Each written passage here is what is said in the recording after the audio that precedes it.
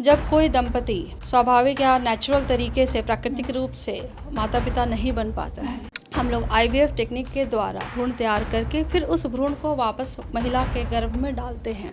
इसे आमतौर पे टेस्ट ट्यूब बेबी भी कहा जाता है। लेकिन ये 45 साल 50 साल की उम्र में अगर कोई माँ बन पाता है या फिर उसको संतान की प्राप्ति होती है तो ये कैसे पॉसिबल है? कपल झगड़ते हुए भी आते हैं कि इनके कारण से नहीं लग रहा है, हमारे कारण से नहीं लग रहा है। 45, 47 या 50 से कम आईवीएफ के मदद से माँ बन सकती। एक आम सवाल ये होता है कि अगर आईवीएफ ट्रीटमेंट में वो कोई भी अगर आता है, एंटर करता है, कितना खर्च उसको मतलब जो है वो सोच के आगे बढ़ना पड़ता है, कितना खर्च उसको लग जाएगा इसमें? सबसे बड़ा सवाल ये होता है कि कोई अगर हिम्मत हौसला रख के अगर इस ट्रीटमेंट में आगे भी बढ़ता है, सक्सेस रेट कितना मिलेगा? क्योंकि आज के दौर में मेडिकल सेक्टर एक बिजनेस बन चुका है जिसमें बहुत सारे पेशेंट्स ठगे भी जाते हैं। आईवीएफ एक बार अगर कोई कराता है और मान लीजिए कि उसका रिजल्ट जो है वो नेगेटिव हो जाता है, वो सक्सेस नहीं हो पाता है, क्या दूसरी बार में सेम चार्ज लगेगा जो पहली बार लगा था? नमस्कार, मैं हूं अंजलि और आप देख रहे हैं द इंडियन स्टोरीज। अगर आप माँ बाप नहीं बन पा रहे हैं, अगर आपको संतान नहीं हो पा रही है, तो इसके समाधान में आपने कहीं ना कहीं आईवीएफ का नाम जरूर सुना होगा, जिसको इन विट्रो फर्टिलाइजेशन कहा जाता है। लेकिन आजकल, पहले ये चीज़ें कॉमन नहीं थी, लेकिन आज गली गली में आपको बोर्ड देखने को मिल रहा होगा जहाँ पे इसका ट्रीटमेंट किया जाता है। आज हमारे साथ वही वायरल फेस है जिसको आपने सोशल मीडिया पे कहीं ना कहीं देखा होगा। हमारे साथ डॉक्टर पूजा मैम हैं, जिनको आपने कई बार आईवीएफ के बारे में बात करते हुए सुना है और इनके चेहरे पर लोगों को काफ़ी ट्रस्ट होता है, इनकी बातों पे काफ़ी ट्रस्ट होता है। और मुझे ये बताते हुए काफ़ी खुशी हो रही है कि पूजा मैम ने अब अपना एक क्लिनिक स्टार्ट कर दिया है, फर्टिलिटी सेंटर स्टार्ट कर दिया है। बातचीत करते हैं, पूरा का पूरा A to Z जानेंगे कि आईवीएफ क्या होता है, क्यों कराना चाहिए, किसको कराना चाहिए और क्या क्या सावधानी आपको आईवीएफ में बरतनी चाहिए। बातचीत करते हैं। मैम, सबसे पहले बहुत बहुत स्वागत है आपका। नमस्कार अंजलि, आपका भी बहुत बहुत स्वागत है। सबसे पहले मैम, नई जगह पे बहुत बहुत आपको बधाई कि आप लोगों के लिए एक सुविधा लेकर आई हैं, आप समाधान लेकर आई हैं। मुझे बताइए नए शुरुआत के बारे में। देखिए, ये शुरुआत हमने आईवीएफ के दौरान मरीज़ों में जो समस्याएं आ रही हैं उनको ख़त्म करने के लिए किया है। हमारे बिहार झारखंड में ऐसे बहुत सारे मरीज़ हैं जो आईवीएफ के बारे में सुने तो हैं, लेकिन आईवीएफ सेंटर पे जाने वाली बहुत सारी समस्याओं के बारे से वो अनभिज्ञ हैं, उन्हें पता नहीं है। तो इन सारी चीज़ों की जानकारी आज हम आपके माध्यम से बढ़ाना चाहते हैं। आईवीएफ के बारे में शुरू से शुरू करते हैं, है ना, कि सबसे पहले जब हमारे पास कॉल आता है या फिर जब लोग हमसे मिलते हैं तो ये पूछते हैं कि दीदी ये क्या होता है आईवीएफ, क्या ये गलत कुछ होता है या फिर ये ट्रीटमेंट है? तो सबसे पहले आईवीएफ क्या है? देखिए, आईवीएफ एक टेक्निक है, प्रक्रिया है जिसके द्वारा जब कोई दंपति स्वाभाविक या नेचुरल तरीके से प्राकृतिक रूप से माता पिता नहीं बन पाता है, तो फिर हम लोग आईवीएफ टेक्निक के द्वारा उन्हें औरत जो महिला होती है उनके अंडे को बाहर निकाल कर पुरुष के शुक्राणु को बाहर लैब में, ठीक है, शुक्राणु से मिलाकर भ्रूण तैयार करके फिर उस भ्रूण को वापस महिला के गर्भ में डालते हैं। अच्छा। तो ये जो प्रक्रिया होती है वो आईवीएफ यानी इन विट्रो फर्टिलाइजेशन कहते हैं। इसे आमतौर पे टेस्ट ट्यूब बेबी भी कहा जाता है। किन लोगों के लिए ये ज़रूरी है? कौन से लोग इसके लिए आगे आ सकते हैं? देखिए, ऐसे दंपति जो 1 साल तक नेचुरल तरीके से कोशिश कर चुके हैं, ठीक है, कोशिश करने के बाद उन्होंने मेडिकल ट्रीटमेंट लिया, मेडिकल ट्रीटमेंट सक्सेसफुल नहीं हुआ, या रिपोर्ट्स के दौरान ट्यूब में ब्लॉकेज है, नली बंद है, नली ग्रसित है, या अंडाशय की ओव्यूलेशन नहीं हो पा रहा है, अंडा फूट नहीं पा रहा है, या पुरुषों में शुक्राणु की गुणवत्ता या शुक्राणु की संख्या में कमी है, या औरतों के अंडाणु में औरतों के एग्स कम हैं, माहवारी बंद हो चुकी हैं, या कभी कोई ऑपरेशन हो गया है, ट्यूबल लाइगेशन हो गया, उसके बाद बच्चे नुकसान हो गए हैं, या फिर बार बार गर्भपात हो रहा है, या फिर ऐसे बहुत सारे केसेस जिसमें कारण का पता नहीं चलता है और हर तरह का मेडिकल ट्रीटमेंट फेल हो चुका है। तो ये सारे मरीज़ आईवीएफ से फ़ायदा उठा सकते हैं। आमतौर पे हम ये जानते हैं कि महिलाएं जो है वो 30 से 35 साल तक जो है उनका जो शरीर है वो माँ बनने योग्य होता है, लेकिन ये 45 साल 50 साल की उम्र में अगर कोई माँ बन पाता है या फिर उसको संतान की प्राप्ति होती है, तो ये कैसे पॉसिबल है? क्या ये आईवीएफ के थ्रू पॉसिबल है या फिर ये ऐसे ही एक खबर जो है वो फैलाया जाता है? नहीं, देखिए, माँ बनने का सही उम्र अगर बात करें तो ये लगभग 22 साल के बाद, ठीक है, 35 वर्ष के अंदर में बन जाना चाहिए। बट अगर किसी कारणवश अगर आप माँ नहीं बन पाए हैं तो अभी इस नई तकनीक के द्वारा आगे भी माँ बन सकते हैं। आईवीएफ की मदद से बहुत सारी सुविधाएं होती हैं, जिसमें हम लोग अंडे तैयार करके भ्रूण तैयार करके बना लेते हैं, या फिर कभी कभार अगर अंडे ख़त्म हैं तो डोनर एक आईवीएफ के तकनीक से भी आगे बढ़ा जा सकता है। या जिसकी माहवारी बंद हो गई हैं उनमें माहवारी लिवाकर दवाइयों द्वारा आईवीएफ किया जा सकता है। तो 45, 47 या 50 से कम, ठीक है, ऐसी औरतें भी आईवीएफ के मदद से माँ बन सकती हैं। इस नई टेक्निक के बारे में जब हम देखते हैं, जब हम किसी आईवीएफ सेंटर में जैसे कदम रखते हैं, उसके इंफ्रास्ट्रक्चर को देखने के बाद हम जो जितनी चीज़ें इस्तेमाल होती हैं उनको देखने के बाद लगता है खर्चा बहुत ज़्यादा आता होगा। एक आम सवाल ये होता है कि अगर आईवीएफ ट्रीटमेंट में वो कोई भी अगर आता है, एंटर करता है, कितना खर्च उसको मतलब जो है वो सोच के आगे बढ़ना पड़ता है, कितना खर्च उसको लग जाएगा इसमें? देखिए, खर्च जो है ना, ऑलमोस्ट इंडिया में जो है एवरेज खर्च की बात करें तो 1.5 से 2 लाख होता है। 1.5 से 2 लाख 1.5 से 2 लाख होता है, पर बहुत सारी चीज़ों पर वो निर्भर करता है। आपका कैसा कंडीशन है, बहुत आपकी क्या उम्र है ना, डोनर एक प्लान में तो नहीं जाना पड़ रहा है, कोई ऑपरेशन की ज़रूरत तो नहीं है, हिस्ट्रोस्कोपी लैप्रोस्कोपी की ज़रूरत तो नहीं है, इन सारी चीज़ों पर खर्चे पर और सेंटर पर निर्भर करता है ना। तो ये अमूमन एवरेज अगर हम बात करें तो 1 से 2 लाख एक एवरेज साइकिल में, डिपेंडिंग ऑन आप किस सेंटर पे करा रहे हैं, आपके कैसे मेडिकल कंडीशन है, उस पर निर्भर करता है। इसमें लोन भी प्रोवाइड किया जाता है इस ट्रीटमेंट के लिए, मेडिकल लोन वगैरह भी पास होता है? हाँ, आजकल कुछ आईवीएफ सेंटर्स लोन की भी सुविधा दे रहे हैं, कुछ कंपनियां हैं जो लोन की सुविधा दे रहे हैं। बट लोन लेने से पहले मैं मरीज़ों से ज़रूर ये कहूँगी कि लोन की प्रक्रिया में जाने से पहले आप जब भी अपना जांच कराते हैं, है ना, आप अपने रिपोर्ट्स को डॉक्टर से अच्छे से समझ लें।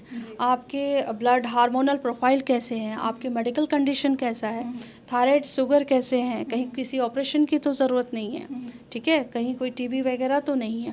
ये सारी चीज़ें, सारे रिपोर्ट्स को पहले डॉक्टर से समझें। आप अपना ट्रीटमेंट प्लान करें, आप डॉक्टर से बात करें कि आपको क्या टाइम लगेगा। क्या डॉक्टर इतना स्पेस डॉक्टर देते हैं कि वो बात कर पाएँ, काउंसलिंग कर पाएँ? बिल्कुल आपके रिपोर्ट्स के बारे में आपको जानने का पूरा अधिकार है कि आपके अंडे कैसे हैं, आपके शुक्राणु कैसी हैं, उनकी गुणवत्ता कैसी है, आपके सक्सेस के क्या चांस हैं, क्या अमूमन टाइम लग जाएगा, क्योंकि बहुत सारे कंडीशन होते हैं जिसमें हो सकता है नॉर्मल जो एवरेज ड्यूरेशन है आईवीएफ का 1.5 से 2 महीना, उससे ज़्यादा लग जाए। मान लो किसी की मासिक नहीं आ रही है तो हमें उनको 3-4 महीना पहले 3 महीने मासिक लिवाना पड़ता है, फिर आईवीएफ करते हैं। मान लो किसी का टीबी निकल जाए तो 6 महीने की दवा चलती है, फिर आईवीएफ करते हैं। कोई अगर थायराइड डायबिटीज़ है तो उन्हें कंट्रोल करना होता है, बीपी कंट्रोल करना, फिर करते हैं। तो ये टाइम इंडिविजुअल पर्सन पर डिपेंड करता है, उनके मेडिकल रिपोर्ट्स पर डिपेंड करता है, वो वैरी कर सकता है। फिर इमरजेंसी ट्रीटमेंट क्या होता है जिसके तहत लोग ठगे भी जाते हैं? इमरजेंसी ट्रीटमेंट में ये स्पेस उनको नहीं मिल पाता है कि वो अपने बॉडी को समझ पाएँ या फिर अपने रिपोर्ट्स को पढ़ पाएँ या फिर काउंसलिंग करा पाएँ? ये इसलिए मैं आपको ये बताना चाहती हूँ कि आईवीएफ इमरजेंसी ट्रीटमेंट नहीं है। जी। आईवीएफ कोई इमरजेंसी ट्रीटमेंट नहीं है। मरीज़ों को पूरी तरह से अपनी रिपोर्ट समझें। कभी भी ऐसा नहीं होता है, बहुत बार ऐसे मेरे पास भी मरीज़ आते हैं, बहुत बार उनको समझा दिया जाता है कि नहीं आप करा लो, नहीं तो आपको अंडे ख़त्म हो जाएंगे। तो ऐसा बिल्कुल नहीं होता है। आज अगर इस भी कंडीशन में नहीं होता है। नहीं, ये मैं बता रही हूँ। आज अगर इस महीने अगर आपके एग्स हैं तो ऐसा नहीं होगा कि अगले महीने वो ख़त्म हो जाएगा। एक ग्रेजुअल प्रोसेस है, वो धीरे धीरे ख़त्म होता है। ऐसा नहीं है कि 1-2 महीने में आपके एग्स ख़त्म हो जाएंगे, आपकी कोई इमरजेंसी हो है और आपको इमरजेंसी आईवीएफ कराना है। आईवीएफ इमरजेंसी प्रोग्राम नहीं होता है, बट कुछ ऐसे रेयर कंडीशन होते हैं, लाइक मान लो आपकी कैंसर ट्रीटमेंट किसी की चल रही हो, कैंसर केमोथेरेपी चल रहा हो, कोई रेडियोथेरेपी चल रहा हो, तो फिर अंडे को फ्रीज करना या शुक्राणु फ्रीज करना या एम्ब्रियो बनाकर फ्रीज करना, ये आवश्यकता हो सकती है, बट ये रेयर कंडीशन होता है। ऐसे मरीज़ों में हम लोग बोलते हैं जल्द से जल्द आपको आईवीएफ कराना है। अदरवाइज जब तक आप medically, physically, mentally, financially fit ना हो और जब तक आप सारे रिपोर्ट्स अपने डॉक्टर से समझ ना लें, ये कोई इमरजेंसी प्रोसेस नहीं है। क्योंकि बहुत बार मैंने पेशेंट्स को देखा है, आधे ट्रीटमेंट में पैसे के लिए जूझ रहे होते हैं। तो आप बिल्कुल 1 महीने 1.5 महीने आप टाइम ले सकते हो। शुरुआत में तो कन्विंस हो जाते हैं वो ट्रीटमेंट के लिए, लेकिन 1-2 महीने के बाद उनके लिए ये बहुत बड़ी परेशानी हो जाती है। बिल्कुल। तो ये आप इसलिए इनको ज़रूरी है कि ट्रीटमेंट शुरू करने से पहले आप पूरी तरह से फाइनेंशियल जानकारी ज़रूर लें।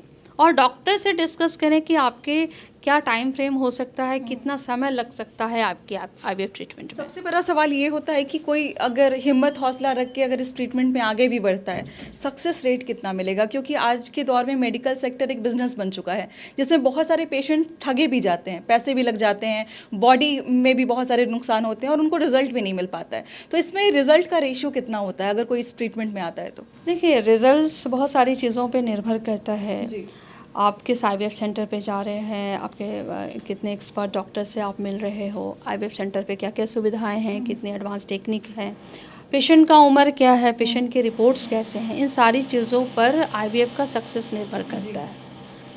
ठीक है, तो ये इसलिए हम लोग कहते हैं कि सही उम्र पर सही उम्र में आईवीएफ कराना ज़रूरी है। अभी तक आपने कितने सारे पेशेंट्स को मतलब सामने से काउंसिल किया होगा या फिर सामने से उन्हें समझाया होगा या फिर ट्रीटमेंट किया होगा लगभग, अगर कैलकुलेट करें तो? कैलकुलेट करना मुश्किल है क्योंकि मैं बहुत वर्षों से ही इस लाइन में हूँ। जी।